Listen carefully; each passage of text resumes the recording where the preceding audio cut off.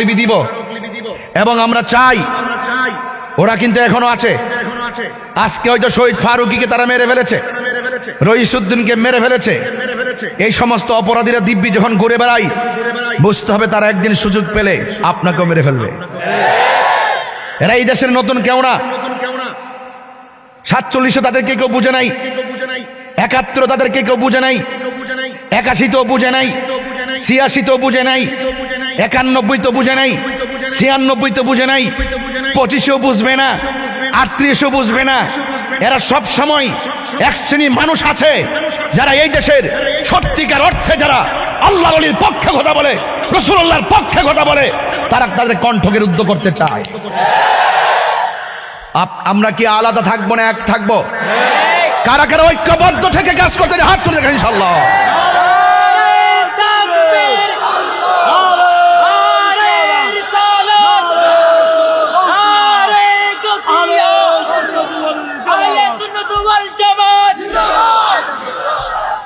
আমার ভাইয়েরা,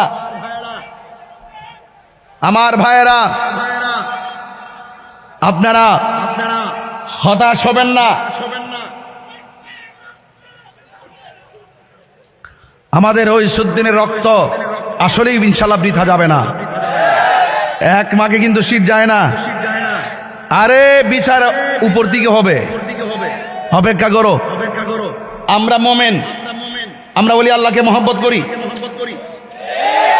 নবীজিকে মহব্বত করি, সাহাবায়ে কেরামকে মহব্বত করি, আহলে বাইতকে মহব্বত করি, পাকে পাঞ্জাতনকে মহব্বত করি, জশ্নে জুলুস পালন করি, ফাতিহা করি, ইসালে সওয়াব করি, জশ্নে জুলুস করি, মাজার জিয়ারত করি।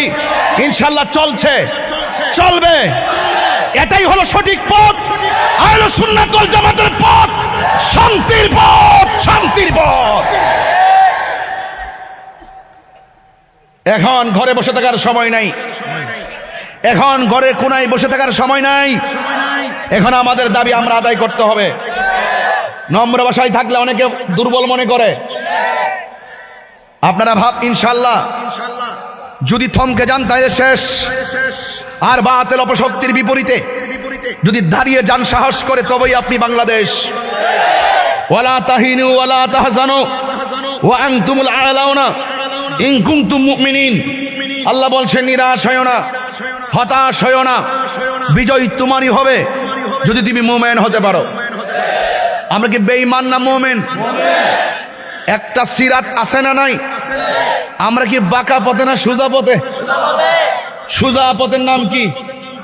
ইহদিনাস সিরাতাল, যেরকম নাম মারহাবা।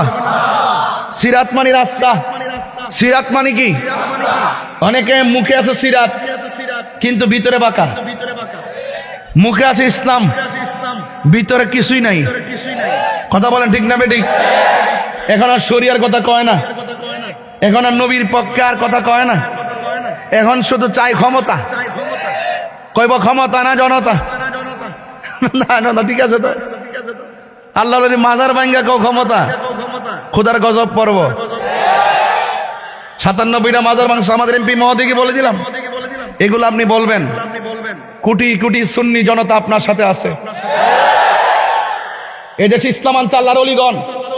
53 বছর পর এই বছর আমরা কোনোদিন দেখি নাই কোনো আল্লাহর ওলির মাজারে একটা ফুলের টুকা দিছে। যারা দিছে তারা কারা? এখনো ফেসবুকের পাতায় ঘুরতেছে, এখনো ইউটিউবে ঘুরতেছে। তদন্তের নামে বাহানা না করে আমি বলবো, তরিকা বান্ধব, অলি বান্ধব আমাদের এমপি মহোদয় এগুলো তুলে ধরবেন। ইনশাল্লাহ আমরা আছি আপনার সাথে। হকের এক হানজালা কথা বলছে, সে যে কোনো অঙ্গনের হোক, সারা বাংলাদেশের সুন্নি জনতা তাকে সমর্থন দিয়েছে। আমরা আমাদের নবীকে এত ভালোবাসি, নবীর পক্ষে কথা বলে কলিজাটা উজাড় হয়ে যায়। সে কওমীকরণ হতে পারে যখন সে সংসদে দাঁড়ায় বলছে যে এই দেশে যারা নবীর বিরুদ্ধে কথা বলবে তাদের সর্বোচ্চ শাস্তির বিধান কার্যকর করতে হবে, এবং দার্থহীন কণ্ঠে বলছে যে আমার নবীকে যারা শেষ নবী মানে না তাদেরকে অমুসলিম ঘোষণা করতে হবে। দার্থহীন ভাষায় বলার পরে আমাদের মন ঠান্ডা হইছে। আমরা এটাই চেয়েছিলাম, আমাদের জীবন তুচ্ছ, মুস্তাফার মহব্বত আমাদের কাছে সবার শ্রেষ্ঠ।